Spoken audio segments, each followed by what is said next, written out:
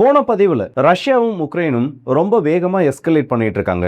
இந்த யுத்தத்தில் ரஷ்யா ரொம்ப முக்கியமான ஒரு தருணத்தை அடைஞ்சிருக்காங்க. கண்டிப்பாக உக்ரைனுக்கு மாஸ்கோவை தாக்குனதுக்கான அந்த ஒரு பதிலை கொடுக்கணும்னு சொல்லி ரஷ்யர்களே நிறைய பேர் போராட ஆரம்பிச்சிருக்காங்கன்ற செய்தியை போன ஒரு வீடியோவில் பார்த்தோம். இப்போ இதோட தொடர்ச்சியாக பல்வேறு விதமான நிகழ்வுகள் நடந்திருக்கு.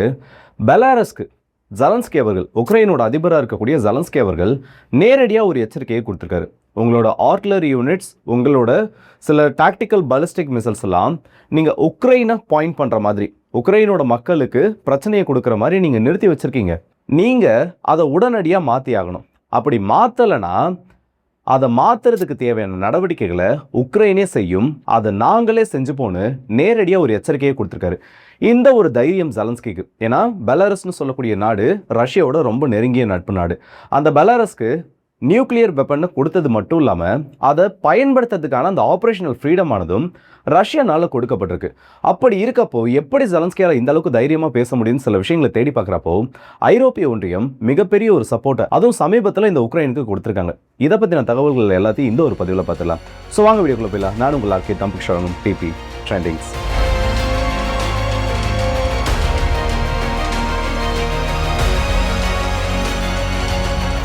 உக்ரைனோட அதிபர் ஜெலன்ஸ்கி அவர்கள், அவரோட முக்கியமான பாதுகாப்புத்துறை அதிகாரிகள் மற்றும் இந்த ரஷ்யா உக்ரைன் யுத்தம் சம்பந்தப்பட்ட சில டிஸ்கஷன்ஸ் ஆனது நேற்று நடந்திருக்கு. இது நடந்து முடிஞ்சதுக்கு அப்புறமா ஜெலன்ஸ்கி அவர்கள் அவரோட சார்பாக ஒரு அறிவிப்பானது வெளியாகுது. அண்ட் அது சம்மந்தப்பட்ட பதிவுகளும் உக்ரைனோட மீடியாஸ் முழுக்க ஸ்ப்ரெட் ஆகுது.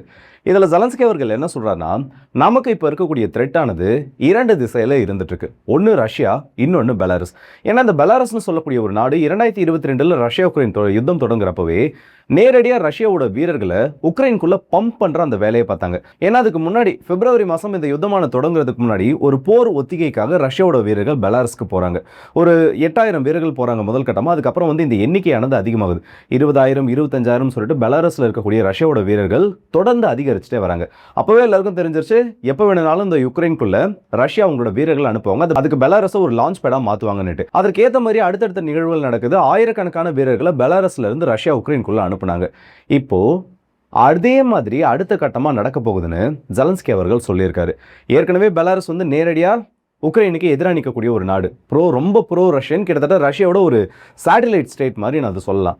அப்படி இருக்கப்போ இதுக்கான பாசிபிலிட்டிஸ் இருக்கான்னு பார்த்தோன்னா 100% அதுக்கான பாசிபிலிட்டிஸ் இருக்குது. ஆனால் இப்போ ஜெலன்ஸ்கி எப்படி இந்த ஒரு த்ரெட் அவங்களுக்கு கொடுக்குறாரு? ஏன்னா அவங்க கிட்ட நியூக்ளியர் வெப்பன் இருக்குது, ரஷ்யா அதை பயன்படுத்துறதுக்கான ஆப்ரேஷனல் ஃப்ரீடம்ன்றதை கொடுத்துருக்காங்க. அண்ட் மோரோவர் ரெண்டு பேரையும் கம்பேர் பண்ணி பார்த்தோன்னா இரண்டு நாடுகளுமே ராணுவ பலத்தில் ஓரளவுக்கு சரிநிகராக இருக்கக்கூடிய ஒரு நாடு தான். கன்வென்ஷனல் வார் மற்றும் ட்ரோன் யுத்தத்தில் இன்னைக்கு உக்ரைன் கொஞ்சம் டாப்ல இருந்துட்டு இருக்காங்க. அதை பெலாரஸ்னால அவங்களோட நியூக்ளியர் வெப்பன்ஸ் வச்சு மேட்ச் பண்ண முடியும். இப்போ ஜெலன்ஸ்கியோட இந்த த்ரெட்டுக்கான காரணம் என்ன? அவர் கொடுத்திருக்கக்கூடிய இந்த வார்னிங்க்கு பின்னாடி வேலிடான ரீசன் எதுவும் இருக்கான்னு பார்த்தோன்னா கண்டிப்பாக இருக்கு. ஏன்னா பெலாரஸ் சமீப நாட்களாக உக்ரைனோட பார்டரில் அதிக அளவு அவங்களோட ஆர்ட்லரிஸை கொண்டு போய் நிறுத்திருக்காங்க. அதுலேயும் குறிப்பாக சொன்னா ஒரு குறிப்பிட்ட சில பகுதிகளில் 300க்கும் அதிகமான ஆர்ட்லரி யூனிட்ஸ் ஆனது இந்த பெலாரஸ்னால பொசிஷன் பண்ணப்பட்டு இருக்கு.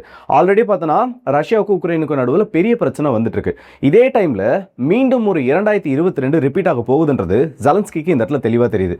ஆனால் அது பேக்கப் இல்லாமல் அவரால் பண்ண முடியாது. ஏன்னா 2022 உக்ரைன் கியூவை பாதுகாக்கிறதுல ரொம்ப குறியாக இருந்தாங்க.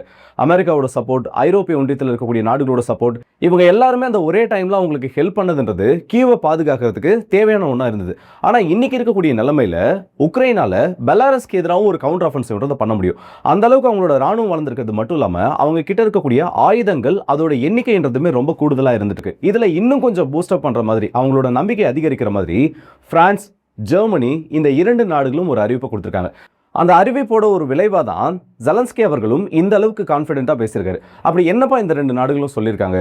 எதுவும் டைரெக்டாக உக்ரைனுக்காக களத்தில் இறங்க போகிறன்ற மாதிரி பேசியிருக்காங்களா? இல்லை வேற எதுவும் ரொம்ப முக்கியமான ஒரு வெப்பன் சிஸ்டம், ஏன் பிரான்ஸ் அவங்களோட நியூக்ளியர் வெப்பனை உக்ரைனுக்கு கொடுக்குற மாதிரி பேசியிருக்காங்களான்னு பார்த்தோன்னா அதுதான் கிடையாது. நேரடியாக இந்த ரஷ்யா உக்ரைன் யுத்தத்தில் உக்ரைன் ஜெயிக்கிறதுக்கு என்னெல்லாம் பண்ணணுமோ அது எல்லாத்தையும் பண்ணுறதுக்கான அந்த ஒரு அறிவிப்பை கொடுத்துருக்காங்க. முதல்ல பிரான்ஸோட அதிபர் இமானுவேல் மேக்ரோன் அவர்கள் நேற்று ஒரு செய்தியை வெளியிடுறாரு. என்னன்னா, இந்த ஐரோப்பாவுக்கு இருக்கக்கூடிய ரொம்ப முக்கியமான ஒரு செக்யூரிட்டி த்ரெட் இன்னைக்கு ரஷ்யா உக்ரைன் யுத்தத்தில் உக்ரைன் ஃபேஸ் பண்ணிட்டு இருக்காங்க. அப்படி இருக்கப்போ இந்த உக்ரைனை நம்ம தனியாக விட்டுறக்கூடாது. நெகோசியேஷன் டேபிளில் நாளைக்கு ரஷ்யா உக்ரைன் உட்கார்றப்போ உக்ரைன் சார்பாக பிரான்ஸும் அந்த இடத்துல இருக்கணும். ஏன்னா இது உக்ரைனுக்கான பிரச்சனை மட்டும் கிடையாது, பிரான்ஸுக்கான ஒரு பிரச்சனையாகவும் பார்க்கப்படுது. இன்னைக்கு உக்ரைனை நம்ம காப்பாற்றாம விட்டுட்டோம்னா நாளைக்கு உக்ரைன் இருக்கக்கூடிய நிலைமை இல்ல உக்ரைன் இருக்கிற அந்த நிலைமையில பிரான்ஸும் வர்றதுக்கான ஒரு வாய்ப்பு இருக்கு. ஸோ அப்படி இருக்கப்போ அந்த நெகோசியேஷன் பாயிண்ட்ல உக்ரைன் நிற்கிறப்போ அவங்க வெற்றியாளராக நிற்கணும். அப்படி வெற்றியாளராக நிற்கணும்னா இன்னைக்கு இந்த யுத்தத்தில் ரஷ்யாவுக்கு எதிராக அதிகப்படியான வெற்றியை உக்ரைன் அடையணும்.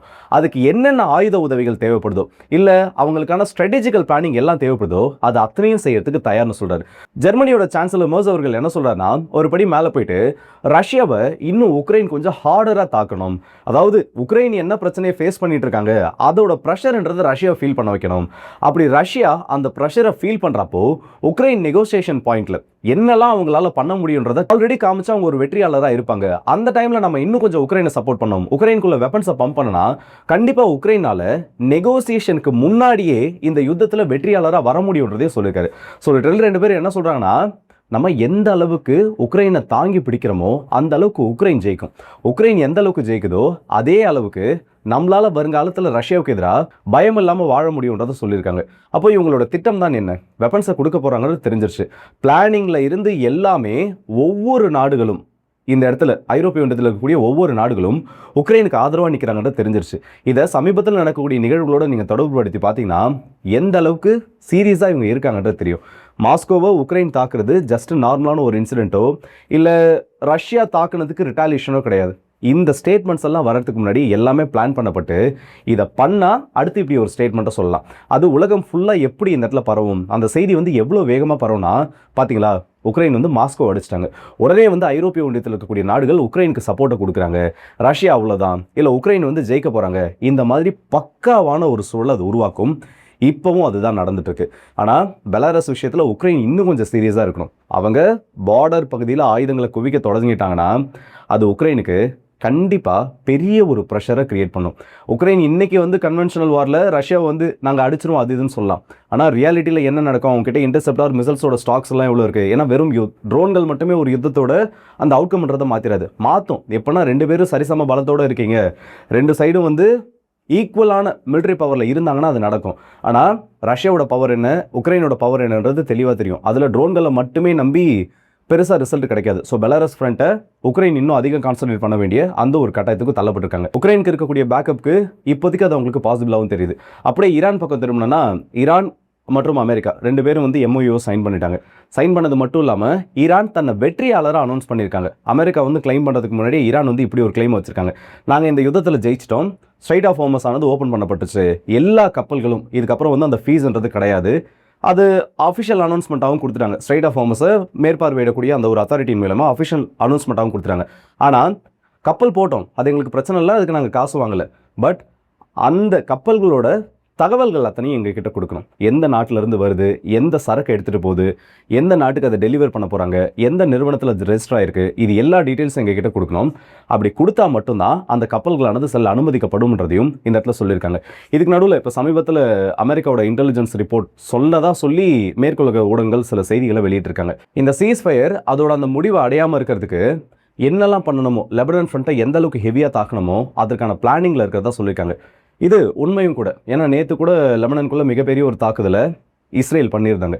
இதுக்கு ரிட்டாலியேஷன் கொடுக்கறது கண்டிப்பாக ஈரான் ஏதாச்சும் பண்ணுவாங்க. அதை காரணமாக வச்சு எப்படியாச்சும் இந்த பேச்சுவார்த்தையை உடைக்கலான்றது இஸ்ரேலோட பிளானிங்கை கூட இருக்கலாம் இல்லை கண்டிப்பாக அதுவாக தான் இருக்கும். ஸோ இந்த வீடியோ பற்றி உங்களோட கருத்துக்களை மறக்காம கமெண்ட் செக்ஷனில் சொல்லுங்கள்.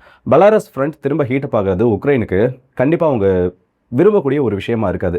ஆனால் பெலாரஸை வச்சு ரஷ்யா இந்த தடவை என்ன கேம் பிளான் பண்ண போகிறாங்கிறது பெரிய ஒரு ஆச்சரியமாக இருந்துட்டு இருக்கு. ஐரோப்பிய ஒன்றியத்தோட மிகப்பெரிய ஒரு பேக்கப் உக்ரைன் கிடச்சிருக்கு. ஏன்னா இது வரைக்கும் இந்த அளவுக்கு ஓப்பனாக அவங்களோட சப்போர்ட்ன்றது அவங்க கொடுத்ததில்லை. நெகோசியேஷன் டேபிளில் உட்காரக்கூடிய அளவுக்கு ஃப்ரான்ஸ் வந்திருக்காங்க. இதுக்கு பின்னாடி நிறைய காரணங்களும் இருக்குது. உக்ரைன் மேலே இருக்கக்கூடிய அக்கறை மட்டும் கிடையாது, உக்ரைனோட அந்த மினரல்ஸ் மேலே இருக்கக்கூடிய கண்ணு.